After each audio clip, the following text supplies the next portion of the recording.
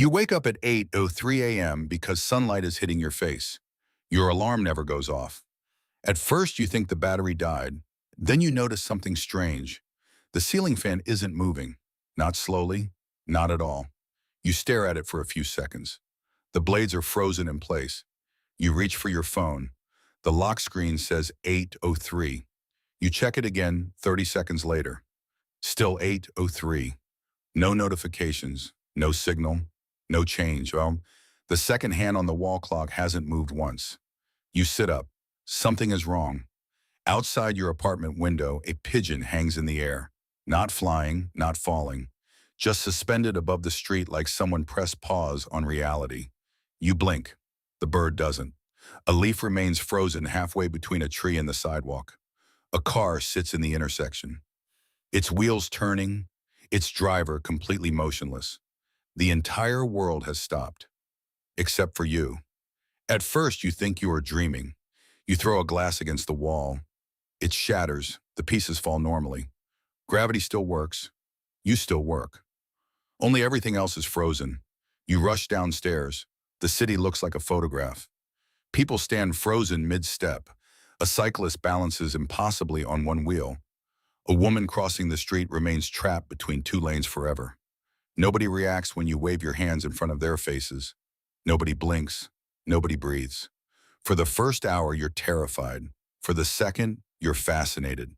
By the third, you're taking selfies with statues that used to be people. You pose beside a businessman frozen while drinking coffee. You put sunglasses on a traffic cop. You rearrange mannequins inside a clothing store and realize they now have more mobility than everyone outside. It feels absurd, like the universe forgot to finish loading. By sunset, you're standing in the middle of a 6-lane highway. No engines, no horns, no movement. You can hear your own footsteps echoing between skyscrapers. You never realized how loud humanity was until it disappeared. The next morning, the clock still says 8:03, not because it's broken, because time itself isn't moving. You begin testing the rules. You discover food never spoils. Milk stays fresh. Coffee remains hot. Ice never melts. A candle burns only when you light it. The frozen world doesn't age. It doesn't change. It's like reality became a museum exhibit. You spend days exploring. Or at least you think they're days. Without clocks, time becomes slippery. You visit places nobody was supposed to see. Government buildings, luxury penthouses, movie studios. You walk across airport runways, sit in empty cockpits, stand on stages where thousands of people would once scream for performers who now remain frozen backstage. For a while, it feels incredible. Every locked door has become optional. Every city belongs to you. Every road is empty. Every treasure is abandoned. You become the richest person alive, which turns out to be completely worthless when nobody exists to sell you anything. The novelty starts fading around what you estimate is month 2, maybe month 3. It's hard to know. You begin talking to people, not because you expect answers, because silence is exhausting. You sit across from frozen strangers in restaurants. You tell them about your day. You complain about the weather. You ask questions. They never interrupt, never disagree, never respond. At first, that seems peaceful. Then it becomes unbearable. You discover conversation isn't valuable because people listen. It's valuable because they don't always agree. One afternoon, you spend 4 hours sitting on a park bench beside a frozen old man feeding frozen pigeons.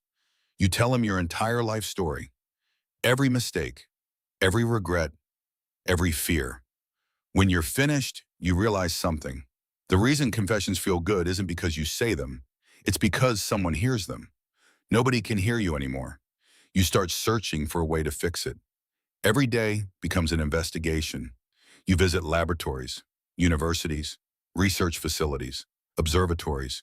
Maybe someone left clues. Maybe somebody understands what happened. Maybe somewhere on Earth there's another person still moving.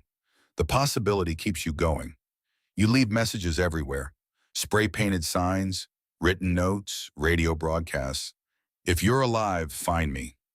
No reply ever comes. Months pass, or years. You genuinely can't tell anymore. Your beard grows longer. Your apartment fills with notebooks. Entire journals documenting a world that refuses to move forward. One evening, you stand on the roof of a skyscraper watching a thunderstorm frozen above the city. The clouds never move. The lightning remains trapped inside the sky like cracks in glass. It's beautiful and horrifying. You realize something that night. The problem isn't loneliness, it's permanence. Loneliness usually comes with hope.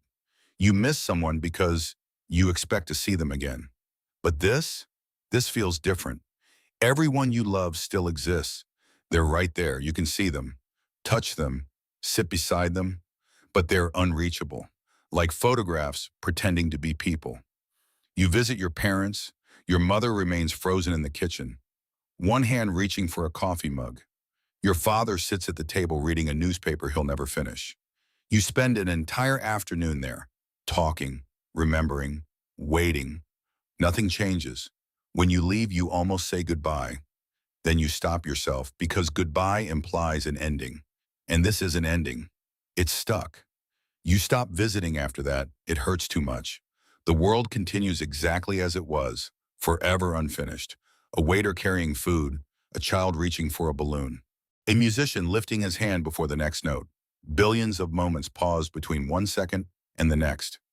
You begin wondering if time stopped for a reason. Maybe it wasn't an accident. Maybe it was a gift.